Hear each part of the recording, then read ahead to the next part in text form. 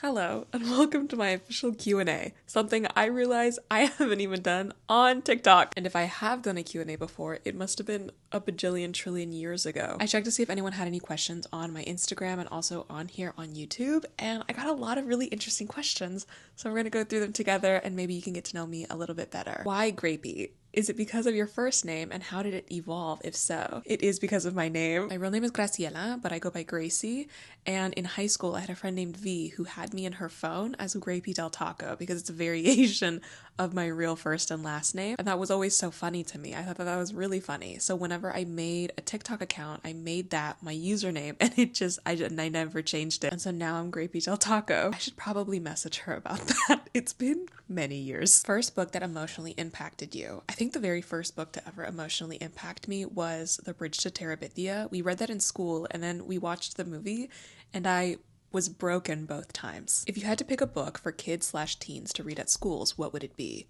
Either The Eyes on the Impossible or Pet. I think these are both really strong, really interesting, and really creative and whimsical, fantastical books that explore allyship and true community, but in really different and interesting ways. What is your least favorite discourse? Mal? I don't know why you're asking, because you know this. I hate your hair and makeup today. I hate when people accuse people with large reading numbers of cheating because it always spirals into like arguments about what qualifies as a real book, what qualifies as actual reading. People get really passive aggressive and snippy about people's like employment. It sucks. And it happens on like a weekly basis. What's your day job when you're not moonlighting as a sentient object book critic? I don't talk about my job on social media, partly because I want to keep my job and like my hobby, my online happy place separate, partly because the two have nothing to do with each other. It's an offline 9 to 5. Maybe I'll talk about it one day. I'm not comfortable talking about it now. Fave authors, I have quite a few. I really love Okoye Emezi. I think that's one of like the greatest authors of all time. I love Octavia Butler for the same reason. Really love Jason Reynolds. Really love Talia Hibbert. Really love Aiden Thomas. I'm a new fan of Kevin Wilson. Love Tasha Suri. Love Suzanne Collins. I have too many, I think. What are your top 3 genres? Sentient object romances. I really love translated literary fiction. Some of my favorites come out of Korea and Japan. And dystopian. I really do enjoy dystopian fiction. Like a lot. How did you get into making content? What pushed you to try? I started making content in the pandemic. I was attending college out of state. So I'm from Houston, Texas, but I went to school in Milwaukee, Wisconsin, which is not close. And when the pandemic hit, I was at home for much longer than previously intended. And I was in my room all the time. I couldn't leave my house. All of my college friends were elsewhere. And even the college friends that I had made that were also from Houston, we were not meeting up. Everything was really scary. So then I got back into the Percy Jackson books because my cousin texted me one day and he was like, hey, me and his now wife, we're watching the Percy Jackson movies. Are they any accurate? And I was so angry because no, they're not. And I just like texted him for like a couple hours, I think, explaining all the differences between the book and that one movie. And he was like, dang, I should probably read these books. And I was like, I think I still have all of my old Percy Jackson books. So I found all of my old Percy Jackson books and then I reread them and I got obsessed with them. And then I was posting videos to TikTok about Percy Jackson. Like it was like my TikTok account first started as like a Percy Jackson meme page situation where like literally the only thing I posted about was Percy Jackson. Then we went back to school and it was all virtual and I was an RA in college, which means I didn't have any roommates. So I didn't have anyone to talk to at home. And I was getting more and more invested in book talk because I had gotten back into reading for fun because of Percy Jackson. And so then I just started making book talk content, mainly because I love to talk to people. I'm a really big extrovert, and then because I'm a really big extrovert and I didn't have anyone to talk to, I was losing my mind. It was getting really, really hard to get out of bed in the morning because I couldn't talk. I couldn't see my friends. So talking to my phone and talking to the people on my phone like saved me. And then I kept going because it ended up being a lot of fun and now it's like part of my life. You got into manhwas last year. Did that affect your book reading attention span? I don't think so. I haven't noticed any difference between my attention span with like traditional novels since getting really, really into mangas and manhwas last year. Do you have thoughts on the Onyx Storm Deluxe Edition release drama? I I think I need to Google this. Hold on. I guess that's your answer, that I don't have any thoughts because I don't know what's happening. Wait. So there's a deluxe limited edition of Onyx Storm and then a Target collector's edition. And I guess the Target collector's edition was announced with no pre-order. People are mad about this being like a really last minute cash grab. I really don't keep up with Fourth Wing or Rebecca Yarros. I read Fourth Wing and I liked it, but I liked it because it was so bad. And then I stopped posting about it and thinking about Rebecca Yarros because I really did not like what she had to say about Israel and Palestine, and every new update about her in the book just like was super embarrassing because it was like super nonsensical and ridiculous. And then the fandom started to get really weird because now like if any new book gets released about dragons and the military, they must be a Fourth Wing ripoff, as if Fourth Wing was the blueprint for anything. My thoughts on the Onyx Storm Deluxe Edition drama, if that is truly all the drama there is, I think we need to take a break from special editions. I think the market is so oversaturated. I think there are too many special editions to the point where they're just not special anymore. That's just an edition now. Who are your automatic read authors? Ada Thomas, Talia Hibbert, Akwaeke Emezi, Adriana Herrera, Emily Henry, although I haven't read Funny Story yet.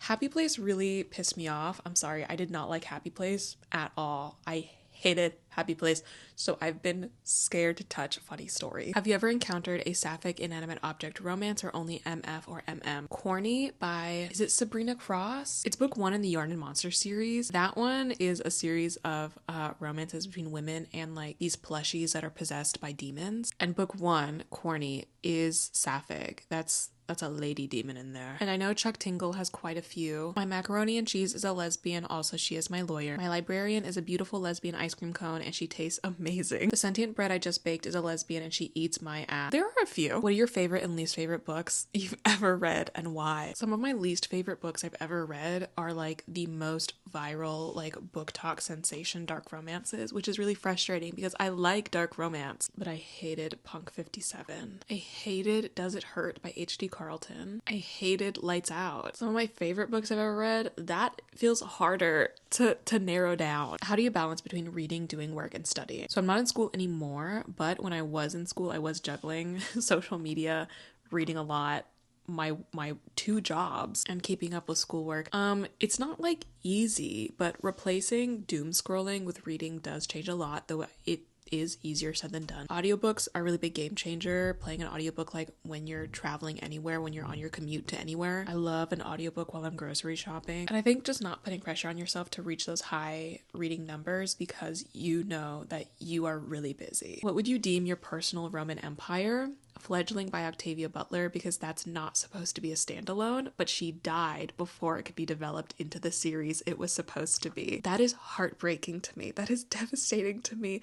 Octavia Butler did this really brilliant thing in Fledgling. She does a lot of brilliant things in everything, but in Fledgling, one of the many brilliant things is that she came up with like this whole new vampire lore, vampire society and subcultures and all of this stuff. Like there was really expansive vampire world building in Fledgling, and we're not going to see it get developed further.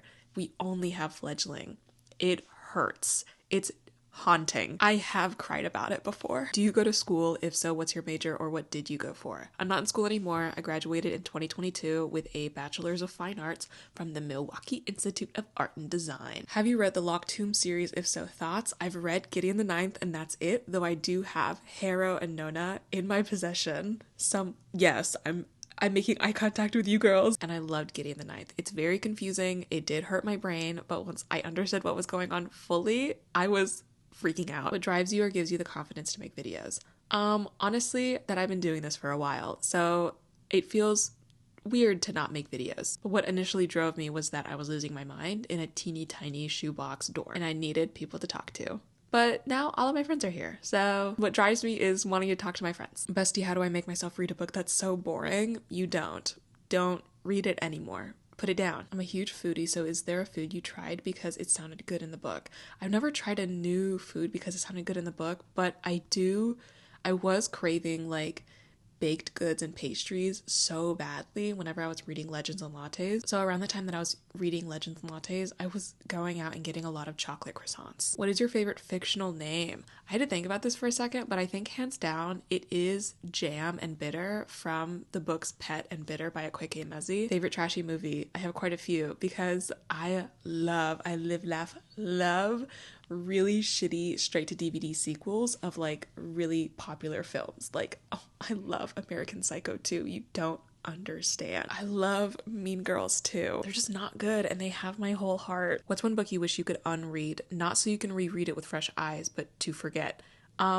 Cows by Matthew Soko. It's an extreme horror that I knew was going to be really disgusting, and it was really disgusting. But I was trying to understand why it was so popular. The characters don't have personalities. There is no strong or solid plot. It's just pages and pages of grotesque shock value. What are your least favorite tropes? I deeply resent, I hate when it's a person of color who's typically a woman of color falling in love with a racist white man, and through the power of love and horniness, he unlearns racism. I hate it. I hate it so much. I especially hate it when people like Tilly Cole amp it up a notch by making it a KKK member falling in love with a Mexican woman with family ties to the cartel. I think that's disgusting and stupid and awful. That's crazy, insane book recs like 5 stars. This is how you lose the time war. Freshwater by Kweke Emezi, but please do check trigger warnings. That's a really heavy book. Angels Before Man, Mercy. Who are your favorite Latin American authors? And also Boricua. For Boricua authors, Gabby Rivera, who wrote Juliet Takes a Breath. That book was life-changing to me, especially with where I was at mentally in college when I had read it. Lilian Rivera, who wrote one of my favorite Orpheus and Eurydice retellings, Don't Look Back. Alexis Daria, who wrote You Had Me at Hola. I need to pick up the third book in that series. Elizabeth Vasquez, she wrote When We Make It, and I think about that book often. Latin American in general, Silvia Moreno Garcia, Adriana Herrera, Elizabeth Acevedo, Aiden Thomas, Rafael Nicolas. Least favorite popular book talk fave that's not Colleen Hoover or Sarah J. Maas. I, once again, did not like Punk 57. I don't think it was well written. I also hated the characters. I also am not into smut or erotica involving high schoolers. I get that they're legal. They're high schoolers. Do you have any manga recs? Princess Jellyfish is also one of my all-time faves. She loves to cook and she loves to eat is so sweet. It's so comforting. I love it so much. Cherry Magic, also really, really good. I'm going through and finally reading the manga for Kimi ni Todoke. I think Our Son is Gay is also a really good one. And My Love Mix-Up. Are you into movies and TV shows as well? Yes. I love reality television. Maybe a little bit too much. I love Selling Sunset. I love The Secret Lives of Mormon Wives. I'm currently really invested in The Traitors US, like the current season. And me, my mom, and my sister are all late to the party to just now being really, really invested in Love Island USA Season 6. Love Drag Race, love Dragula. And then for movies, I love movies. I love the Spider-Verse movies. I love Total Recall. That's one of my all-time favorite movies ever. I love Total Recall. I think everyone should watch Total Recall. The practical effects are so cool. I love Studio Ghibli movies so much. I really love revenge movies. I like stories of revenge in general, but with revenge movies, I love like Double Jeopardy, Law Abiding Citizen. There's a movie coming out starring Rami Malek that looks really, really promising because it reminds me of Law Abiding Citizen and also Collateral Damage. It's called The Amateur, and I'm really excited because it comes out like really close to my birthday, so I want to go for my birthday. Favorite sentient object romance? I really like the one Pounded in the Butt by My Own Butt and the entire series of that by Chuck Tingle.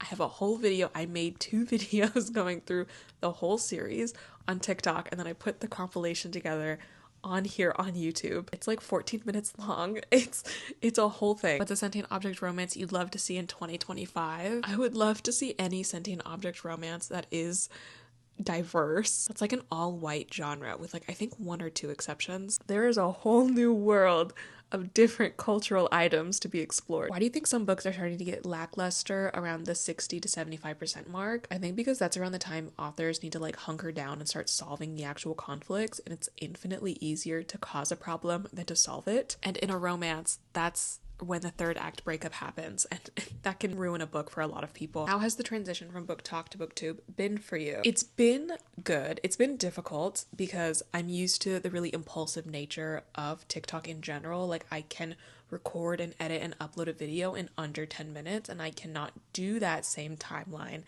with a YouTube video. It takes longer, but then that also means that when I am done with a video, it's a lot more rewarding. The conversations and the energy is slightly different, but that's not a bad thing. I think I'm like getting my footing. So it's been weird, but ultimately it has been very good. What are some of the characteristics that make a book great for you? Ooh, I love I love a corruption arc, but I especially love at some point in the corruption arc when there is a moment of remorse. Will that stop the corruption from going further? Not always. And I think that's really great. If you were stuck in an anthropomorphic object romance, what thing would you want your love interest to be? Tostones. They are already my great love. I would like a book of it. Put me in there. Put me in, coach. Either that or like one of the books that Chuck Tinkle does where it's someone falling in love with like a physical manifestation of a complex concept. Like he has books about linear time. Would you ever write a book? Seeing a lot of people enter their author era right about now. I don't know if I would ever write a book. I like writing essays and I like video stuff, but I don't know if I could ever write a book. I've thought about it, but I don't know if I'd actually like do it.